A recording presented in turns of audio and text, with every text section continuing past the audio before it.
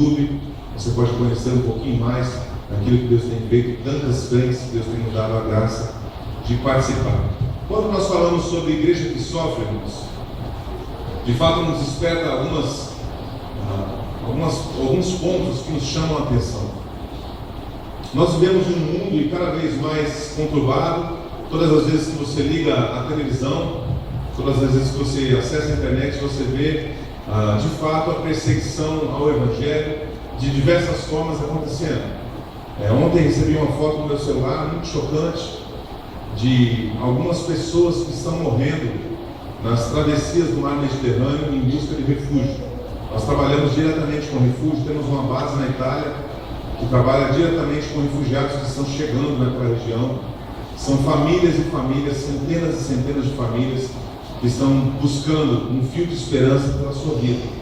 Eu recebi uma foto com crianças que haviam caído no navio, tinham morrido afogadas. Foi algo chocante.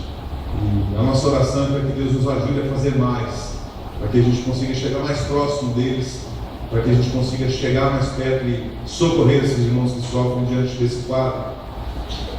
Recebemos também semana passada, antes de viajar para cá, a notícia da deportação de colombianos que estavam na Venezuela, uma enxurrada de pessoas que foram atacadas, massacradas, algumas mortas, e foram deportados, tiveram que fugir às pressas porque houve uma perseguição em massa, e a Igreja de Cristo sofre, aqueles que ainda não são cristãos também sofrem, enfim, tantas coisas assustadoras que mexem com a gente.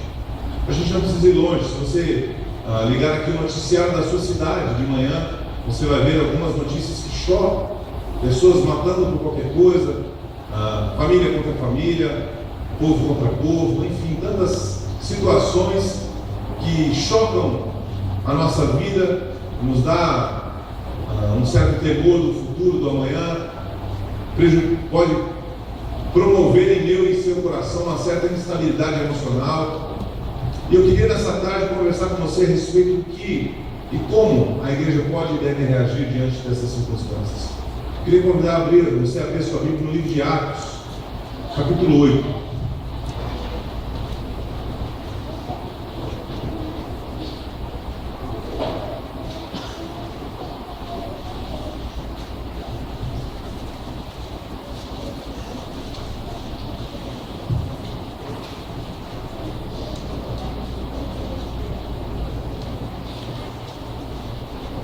Atos capítulo 8 diz assim: naquele dia levantou-se grande perseguição contra a igreja em Jerusalém, e todos, exceto os apóstolos, foram dispersos pelas regiões da Judéia e Samaria. Alguns homens piedosos sepultaram Estevão e fizeram grande pranto sobre ele. Saulo, porém, assolava a igreja, entrando pelas casas e arrastando homens e mulheres, e encerrava-os no cárcere. Deixe sua Bíblia aberta, por favor, nesse texto. Você lembra desse contexto? Alguns versos anteriores, Estevão, diácono, tinha sido apedrejado por conta da sua fé, por defender a sua fé em Cristo, por levar o nome de Jesus, por bater no peito e defender a igreja cristã que estava surgindo. E o finalzinho do capítulo 7, o versículo 1 em algumas Bíblias, diz que Saulo consentia na sua morte. As vestes de Estevão foram depositadas aos pés de Saulo. Então a igreja começava a sentir o primeiro baque da perseguição: temor, incerteza, dúvidas, medo. Eu não sei o que é ser perseguido. Eu não sei o que é passar por uma perseguição pela minha fé. Nem eu nem você sabemos disso. Muitas pessoas disseram que o Brasil está se levantando uma grande perseguição contra a igreja. Eu quero dizer para você, nós lidamos com isso todos os dias, e não há perseguição no Brasil. Não há perseguição no Brasil. Nós não temos ideia do que é não poder abrir a porta de uma igreja e pregar a palavra, cantar canções como cantamos, orar em voz audível, em público. Nós não sabemos o que é ser perseguido por pregar a palavra, abrir a palavra e pregar. Nós não sabemos de fato como isso acontece e o que isso gera no nosso coração. Esses irmãos estavam com essa situação na hora, de coração vivos, sendo perseguidos por sua fé. Os diáconos estavam com o coração ainda doído por ver o seu companheiro de ministério sendo morto, apedrejado, pranteando sobre ele, chorando a morte de seu amigo, de seu irmão em Cristo, temendo pelo futuro, porque havia um homem chamado Saulo, solto com cartas, com autorização para encarcerar cristãos, para perseguir e destruir a igreja. Esse era o contexto. E diante de um contexto tão apavorante, nós temos duas situações. Nós temos o medo e nós temos a coragem. Nós temos o retroceder, que em algumas situações pode ser considerado extremamente sábio, e nós temos o avançar. E o medo nessa situação, irmãos, era totalmente compreensível. Se algum diácono fosse questionado aquele dia, por que vocês estão fugindo? Eles poderiam dizer com toda facilidade do mundo: olha, nós estamos preservando a nossa vida, nós queremos preservar os nossos filhos, preservar a nossa família, nós vamos nos esconder por um tempo, e quando as coisas voltarem ao normal, quando a poeira baixar, nós voltamos a trabalhar. Nós não estamos negando a nossa fé, nós estamos buscando uma estratégia. Isso seria totalmente compreensível. Mas eles tomaram o caminho inverso. Eles foram contra o fluxo. Eles iriam levantar a cabeça e continuar o chamado para o qual Deus havia os chamado. Olha o versículo 4. Entre mentes, os que foram dispersos iam por toda a parte pregando a palavra. Filipe, descendo a cidade de Samaria, anunciava-lhes a Cristo, e as multidões atendiam unânimes as coisas que Filipe dizia, ouvindo-os, vendo os sinais que ele operava, pois os espíritos imundos de muitos possessos saíam gritando em alta voz, e muitos paralíticos e coxos foram curados, e houve grande alegria naquela cidade. Eu quero dizer para você, meu irmão, em nome de Jesus, que não há situação ou sensação ou senso dentro do ser humano melhor do que saber que está no centro da vontade de Deus. Não há nada que possa ser melhor para você. Não há nada que possa superar as suas expectativas. Não há nada que possa completar o seu coração, a sua mente, a sua vida, além do que está no centro da vontade de Deus. Somente a vontade de Deus, o saber que você está no plano que Deus traçou para você, é que pode te dar a sensação de estar completo, feliz e realizado nessa vida. E esses homens, usando a coragem, a determinação, como dizemos com o jovem, quando o cara parece que tem sangue no olho para cumprir aquela tarefa dada, tarefa cumprida, não é assim? Aquele texto bíblico, tem isso.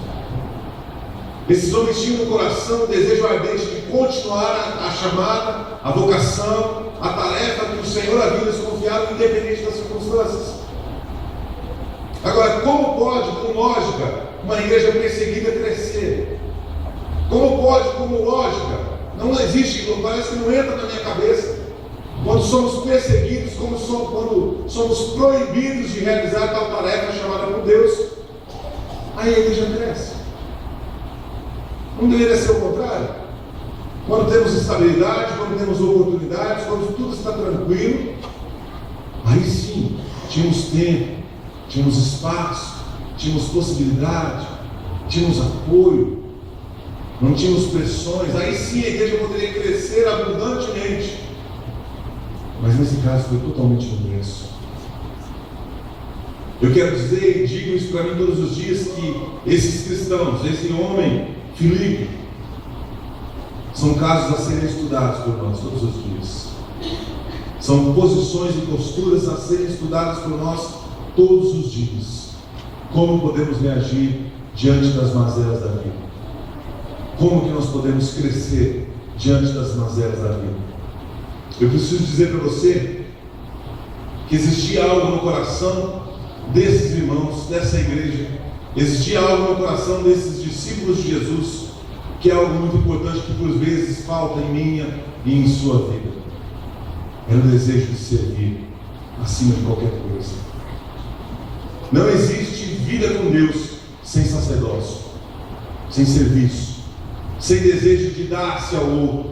Não existe vida com Deus sem desejo de doar-se ao próximo.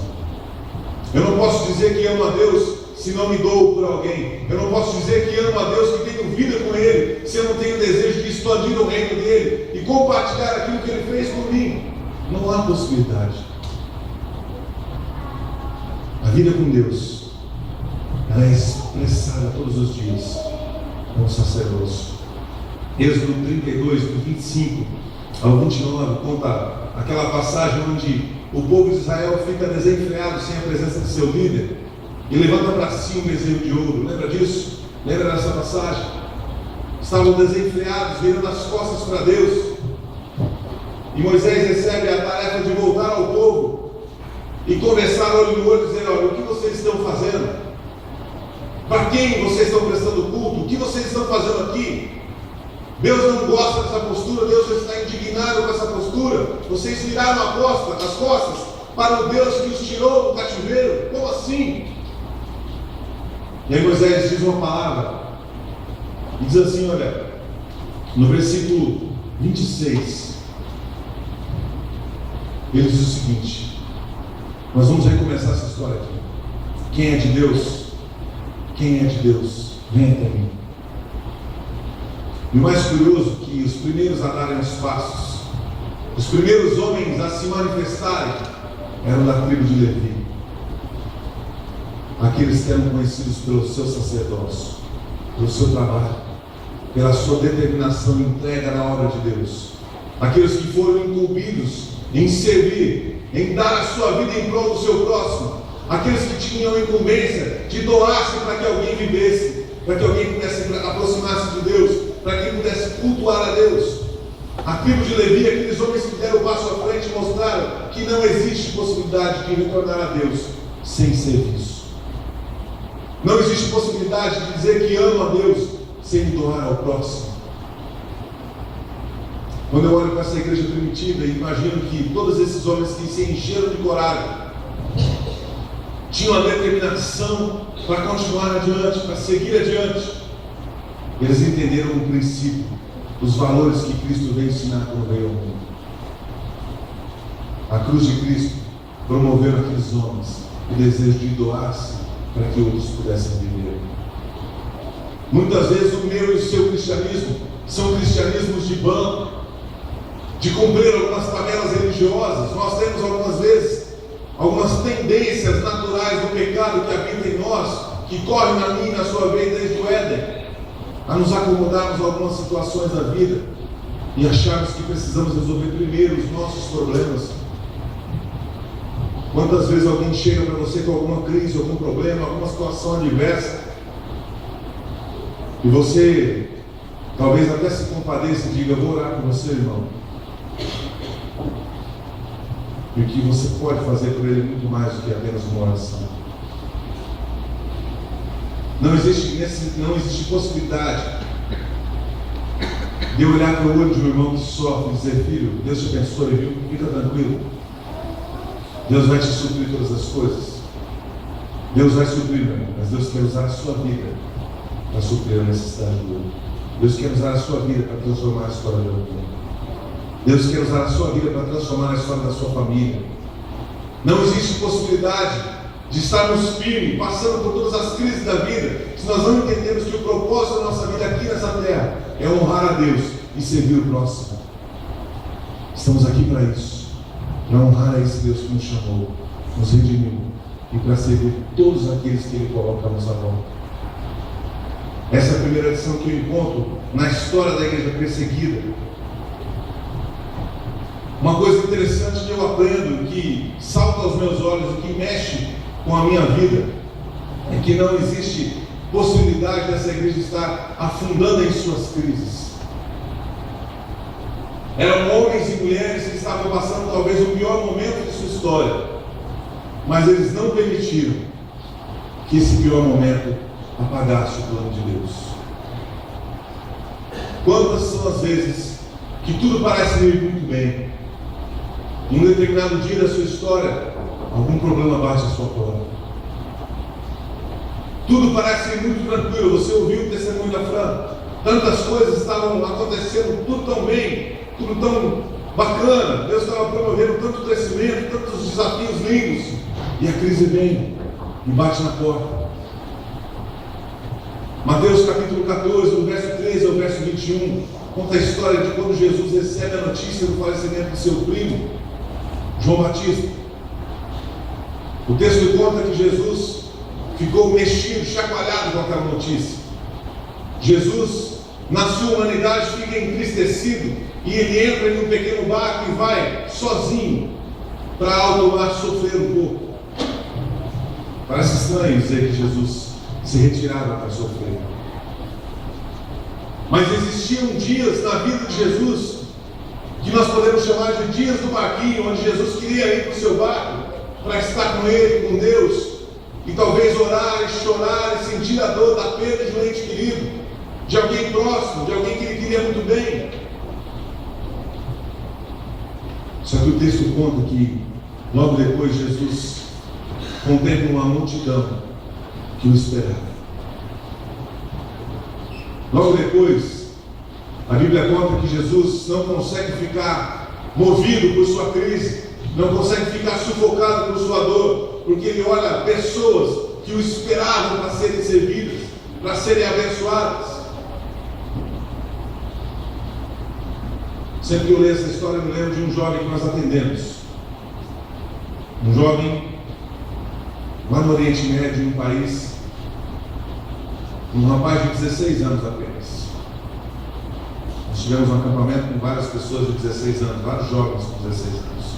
Esse jovem estava vivendo em um país onde a perseguição era muito forte, muito acirrada, e ele se converteu, deixou o Islã e se converteu ao cristianismo, entregou sua vida ao Senhor Jesus, e no ato de puro evangelismo, quando existe aquele ímpeto de querer compartilhar com as pessoas aquilo que Deus fez por nós, ele chegou na sala de aula e compartilhou com seu amigo de sala. Disse de Jesus para esse menino, para o segundo garoto. O segundo garoto também se converteu a Cristo, entregou a vida para Jesus. E esse segundo garoto chegou em casa e contou para sua família. A primeira coisa que ele fez foi contar para sua mãe e para o seu pai o que havia lhe acontecido. E os seus pais, muito firmes na sua fé muçulmana, pegaram seu filho e o entregaram às autoridades religiosas daquele país. E o seu filho foi instantaneamente morto. O segundo garoto, de 16 anos, também foi morto, executado, simplesmente por ter abandonado a sua religião e se convertido ao cristianismo. Aquele primeiro garoto de 16 anos não foi morto a princípio. Ele foi levado preso. Com 16 anos de idade foi encarcerado, junto com outros criminosos e outros perseguidos religiosos. A intenção daqueles líderes era mostrar quem mandava. Então eles executaram o segundo garoto e torturaram todos os dias. Nós atendemos esse rapaz por quase 9 meses. E por quase 9 meses esse rapaz foi torturado todos os dias. Um menino de 16 anos. Tente lembrar aí, você que não tem 16 anos, tente lembrar como você era com 16 anos de idade. Quais eram as suas prioridades com 16 anos de idade? E esse menino era torturado com agulhas embaixo das suas unhas, com choques, com surras, com noites acordado, apanhando. Não é uma torturinha, não é filme, não estou aqui apelando, estou apenas contando uma história de um menino de 16 anos de idade. Sabe o que aconteceu? Eles queriam muito que esse menino simplesmente negasse a Cristo. Bastava uma frase dizendo: eu não amo a Jesus, eu nego a Jesus e volto à minha religião, à religião dos meus pais. Bastava uma frase para acabar com toda a tortura. Em 9 meses de prisão, o que eles conseguiram tirar daquele menino foram mais 120 convertidos dentro da prisão. O menino continuou apanhando, continuou sendo torturado, continuou pregando o evangelho. Mais 120 pessoas convertidas dentro da cadeia. O que é isso, meu irmão? É desejo de continuar o que Cristo veio fazer na terra. É desejo de entender que as minhas crises não podem sobrepor o meu chamado. As minhas lutas não podem sobrepor aquilo que Deus me chamou para fazer. Porque se Deus permitiu algum tipo de luta na sua vida, meu irmão, foi para trabalhar o seu caráter, foi para manifestar a graça dele, foi para trabalhar o amor dele na sua história, para que você continue fazendo aquilo que ele te chamou para fazer. O problema é que muita gente, quando passa por crise, quando passa por dor, quando passa por perseguição, esquece que existe um Deus que te chamou para a guerra. E esquece que esse Deus não vai te abandonar. Não existe possibilidade. O verso 14 diz: desembarcando, viu Jesus uma grande multidão, compadeceu-se dela. Nós servimos alguns missionários nesse tipo de realidade pesada. Nós trabalhamos com um pastor ex-muçulmano. Ele hoje é um dos missionários a mais no Oriente Médio. Esse homem, não tem como contar a história toda dele aqui, é muito longa, mas esse homem apanhava todos os dias, todas as semanas, era espancado por causa da sua fé. Ele tinha sido rejeitado por sua família. Seu pai o abandonou, virou as costas para ele, a sua mãe morreu, ele não pôde ir no velório da sua mãe, porque eles tinham sido jurados de morte por ter abandonado o Islã e se convertido ao cristianismo. Ele se casou com a filha de um pastor que o acolheu. Esse homem tinha uma família, era um pastor de ex-muçulmanos, pastor de perseguidos, mas todos os dias sofria, todos os dias apanhava. Os seus filhos sofriam perseguição. A sua filha de 11 anos de idade foi para uma feira buscar verduras para sua mãe, e uma criança muçulmana a acertou uma pedra nas costas, ele ficou 15 ou 20 dias sem andar direito. Uma vida pesada. Esse homem teve, numa determinada noite, a sua casa invadida por 7 homens que esconderam suas crianças no banheiro, prenderam suas crianças no banheiro, amarraram ele na sala e fizeram presenciar o ato de molestação sexual da sua esposa. 7 homens. E ele disse que aquele dia foi o único dia da sua história que ele tinha o desejo de gritar contra e para parar com aquela situação, para não chegar mais aquilo. Você imagina, por causa da sua fé, você presenciar um ato como esse? E quando ele sentiu-se sem fôlego, já querendo gritar para aquilo acabar, sua esposa gritou e disse assim: não faça isso, não negue a Jesus, porque Jesus é a única coisa que nós temos. E aquela mulher, sendo molestada por 7 homens, sendo violentada por 7 homens, manteve a sua fé firme, porque o sonho deles é ver o seu povo, gente da sua raça, se entregando a Jesus, conhecendo a Jesus. Nós quisemos tirar esse homem do seu país. Nós fizemos um plano para trazer ao Brasil, para que ele pudesse viver aqui tranquilamente, poder criar os seus filhos. E ele dizia: Jesus deu a vida pelo meu povo, eu não posso dar alguma coisa além disso. Eu não posso querer viver alguma coisa além disso. Eu não posso sonhar com alguma coisa menos que isso. Isso é o desejo de continuar fazendo aquilo que Jesus nos chama. E eu quero dizer para você, em último lugar, que o que eu percebo e aprendo com essa igreja no momento da perseguição é que eles eram flexíveis. Eles não estavam engessados naquilo que eles consideravam a sua vocação, ou o seu chamado, ou sua tarefa. Eles faziam tudo e qualquer coisa para que o crescimento do reino acontecesse. O sonho, o projeto, a vontade, a paixão daqueles homens era para que o reino de Deus crescesse. A Bíblia conta sobre Filipe. Inclusive, é por causa desse Filipe da Bíblia que o nosso filho chama Filipe. O tamanho de admiração que temos pela postura desse homem.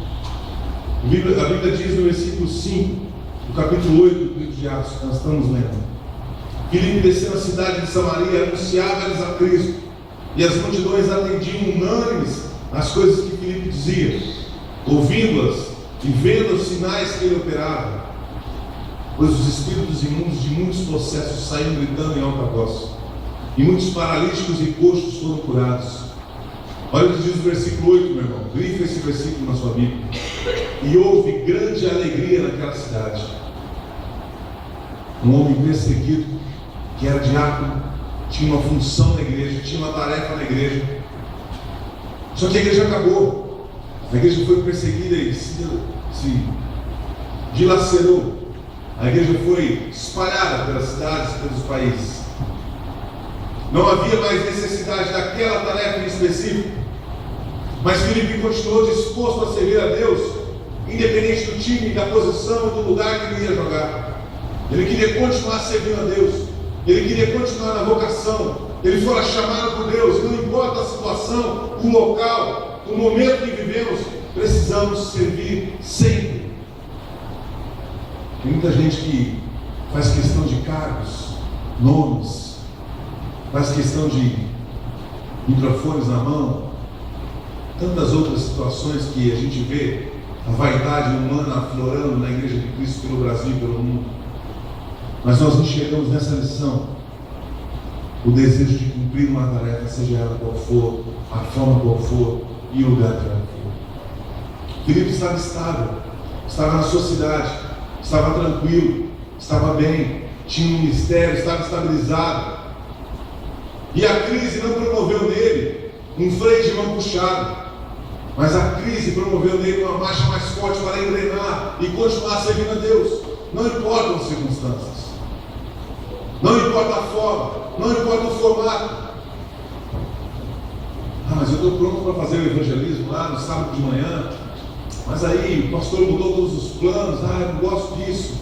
Eu não sei fazer isso, eu não sei falar, eu não sei pregar, eu não sei entregar um folheto, eu não sei orar para alguém. Não importa a circunstância, meu irmão, Deus te chamou. Você precisa ser um instrumento nas mãos daquele que te alimentou. Ele te chamou, Ele é o Senhor da batalha. Ele te comissionou, te trouxe para cá, pronto para servir. Filipe ia pela cidade pregando, desceu a cidade e anunciava-nos a Cristo. Orava por enfermos, orava por transformação de vidas. O reino de Deus se estabeleceu naquele lugar de tal forma que o versículo 8 diz: e aqui, nessa cidade, houve grande alegria, porque existia um servo de Deus. Quando você chega num lugar, o que você leva com você? Quando você chegar amanhã cedo no seu trabalho, para trabalhar de manhãzinho, quem as pessoas vão ver chegando naquele lugar? Quando você chegar na sua escola para estudar, na sua faculdade para estudar amanhã, as pessoas vão chegar, o servo e a serva de Deus chegando naquele lugar para anunciar Cristo. Há grande alegria, há transformação, aonde você está, no contexto que você está inserido. A Igreja de Cristo precisa passar por todas as lutas, por todas as crises que essa sociedade corrompida vive. Nós precisamos estar a postos para enfrentar as tribulações desse mundo mau. Nós precisamos estar a postos para enfrentar todas as crises que o ser humano que está com o coração corrompido pelo pecado vive e se afunda todos os dias. Eu e você somos a Igreja de Cristo. Nós somos aqueles a quem Deus deu o privilégio de sermos usados para que outros conheçam o nome dele. Uma igreja sem missões, uma igreja sem envolvimento missionário, quer transculturalmente, quer localmente, é uma igreja sem alma, sem vida. Se você é chamado por Cristo, não importa as lutas que você passa, a sua tarefa continua a mesma. Não importa as circunstâncias em que você se encontra, a sua tarefa continua a mesma. Eu preciso deixar um legado. Nós falamos muito isso com os jovens hoje, do homem. Deus está nos moldando para que possamos ser um vaso de honra, para que outros conheçam o amor do Senhor. Qual é a sua tribulação, meu irmão? Qual é a crise que você vive? Qual é a luta que você enfrenta? Ela não pode sobrepor o seu chamado. Não dê mais valor à crise do que o chamado. Não dê mais valor ao problema do que ao seu Deus. Não importam as circunstâncias que aquele está passando, ou que ainda há de passar nesse mundo tenebroso. O que importa é que eu e você precisamos continuar de pé, servindo a Deus acima de qualquer coisa. Quando nós lemos a história da igreja primitiva, quando lemos a história de homens como Filipe e tantos outros, nós nos enchemos de alegria por causa de um testemunho que mudou a minha e a sua história. Daqui a alguns anos, quando as pessoas forem ler o seu testemunho, a sua história de vida, qual o sentimento que elas terão? O que as pessoas terão de sentimento, de lembrança da minha e da sua vida? O que vão lembrar quando pensarem no Mário? A minha oração é para que minha vida seja relevante nesse lugar. A minha oração, o meu temor todos os dias é para que eu consiga ser relevante com aquilo que Deus colocou nas minhas mãos, não importa as circunstâncias. Eu queria orar com você. Eu queria convidar você a fechar seus olhos, curvar sua cabeça.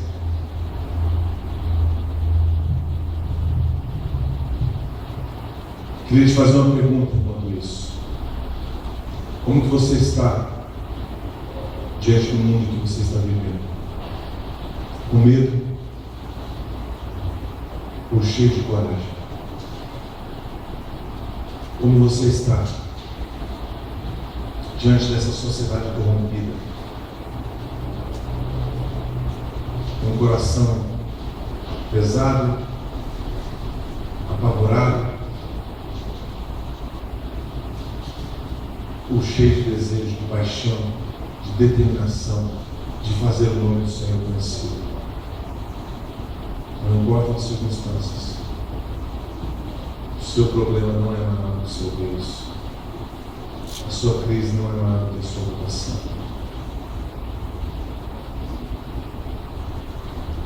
Senhor, nessa tarde nós estamos aqui juntos e queremos te agradecer por tudo que já ouvimos, pela tua palavra que lemos, pelas canções que cantamos, exaltando o teu nome. E agora te agradecemos pela porção da tua palavra, Deus. Porção da tua palavra que foi ministrada e foi de encontro aos nossos corações, nos desafiando, confrontando a nossa postura e nosso posicionamento diante das crises da vida. Quantas vezes, Pai, nós estamos sucumbindo diante dos nossos problemas? Quantas vezes nós estamos abaixando a guarda, desistindo da jornada por conta das nossas crises? Nós pedimos perdão por isso, Pai. Eu tenho certeza que o Senhor não está minimizando o problema de ninguém. Eu tenho certeza que o Senhor não trata com desdém, Pai, as crises do ser humano. Mas eu sei que o Senhor é acima dessas crises. Que o Senhor é mais poderoso que qualquer uma delas. Eu sei que o Senhor é o Deus que nos chamou para sermos relevantes. E muitas vezes estamos ficando pelo caminho porque esquecemos de olhar para o Senhor, por Deus que nos chamou para essa batalha. Nos ajuda a aprender como a igreja primitiva. Nos ajuda a aprender como teus filhos a seguir adiante acima de qualquer coisa. Abençoe essa igreja, Pai. Abençoe o pastor, a liderança dessa igreja, todos os irmãos que servem, Pai, nessa igreja. Que eles continuem firmes nessa jornada, em fazer o teu nome conhecido nessa cidade, Deus. Abençoe a reta final, Pai, da reforma, da construção do templo, para que eles possam em breve estar ali, Deus, celebrando o teu nome, celebrando o Senhor naquele lugar, e sendo luz naquele bairro. Que, ó Pai, possam passar por crises, dificuldades ou lutas, mas que em nome do Senhor continue sendo visto na boca, na vida, na história dessa igreja, Pai. Que as pessoas conheçam o Senhor, Deus, através da vida de cada um desses homens e mulheres, Pai. Desde a criança até o mais idoso, Pai, todos possam ser instrumentos nas tuas mãos, para a glória do teu nome e para a salvação de vidas. Muito obrigado pela oportunidade que o Senhor me deu de estar aqui com a minha família, junto desses irmãos, para celebrar a vida do Senhor. Obrigado, nós oramos gratos em nome de Jesus. Amém. Deus te abençoe em nome de